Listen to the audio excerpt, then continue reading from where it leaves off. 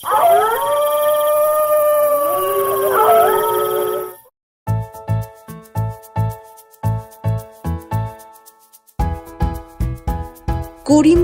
গরিব চাষি ভুবনের একটা পোষা মুরগি ছিল।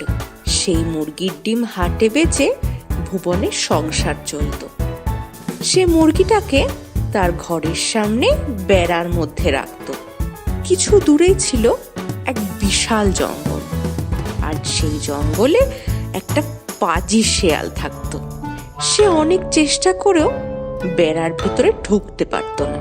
তাই সে বিশেষ মতলবে ভুবনের মুরগির সাথে বেশ বন্ধুত্ব পাতিয়ে ফেলেছিল।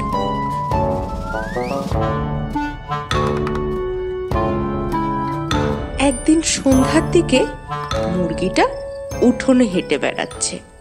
এমন সময় শেয়াল এসে বলল, কি হ্যাঁ মুরগি বন্ধু, কি করছো? খাওয়া দাওয়া হলো? আরে শেয়াল ভাই যে, এই সন্ধ্যের দিকে একটু হাঁটাহাঁটি করছি আর কি। তুমি এদিকে কি করতে? আর সত্যি কথা কি বলবো তোমায়, এই যে বড় জঙ্গলে আমি থাকি, একটা মনের মতো বন্ধু নেই আমার, জানো। তাই তো তোমার সাথে একটু গল্প করব বলে চলে আসি।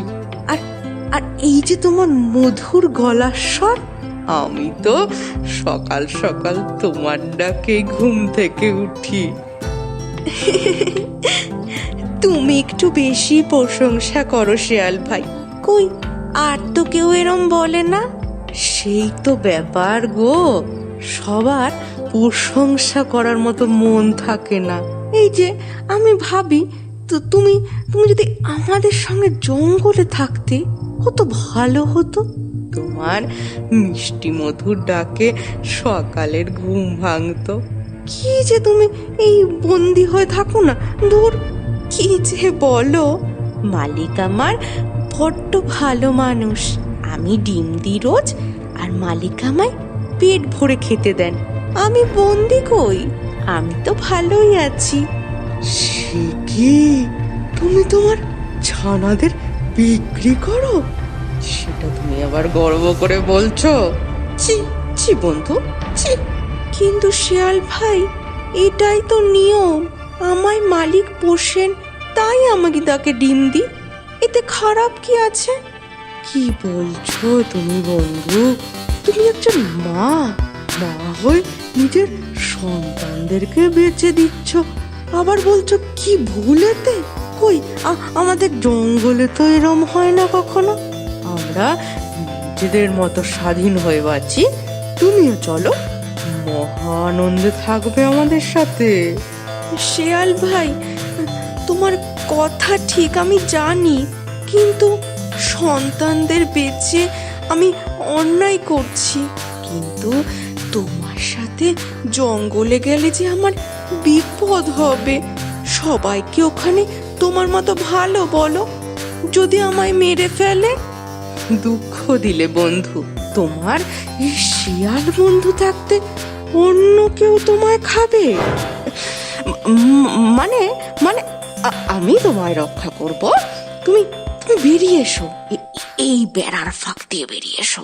চলো আমার সাথে জঙ্গলে, তারপর দেখবে জীবন কাকে বলে।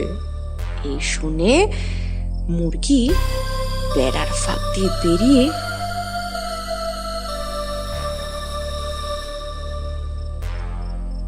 শেয়ালের সঙ্গে জঙ্গলের দিকে যেতে শুরু করলো। কিছু দূর যেতেই ঘাড় মুটকে ধরলো মুরগি।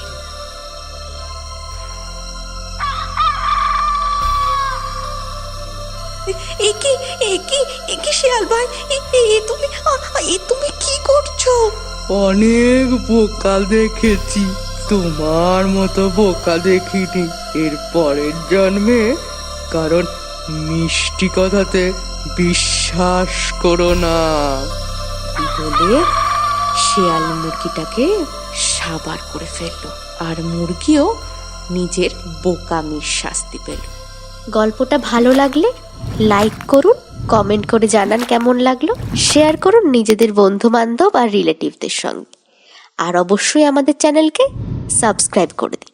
আর আমাদের নতুন নতুন গল্পের নোটিফিকেশন পেতে সাবস্ক্রাইব বাটনের পাশে বেল আইকনটা এক্ষুনি প্রেস করে দিন।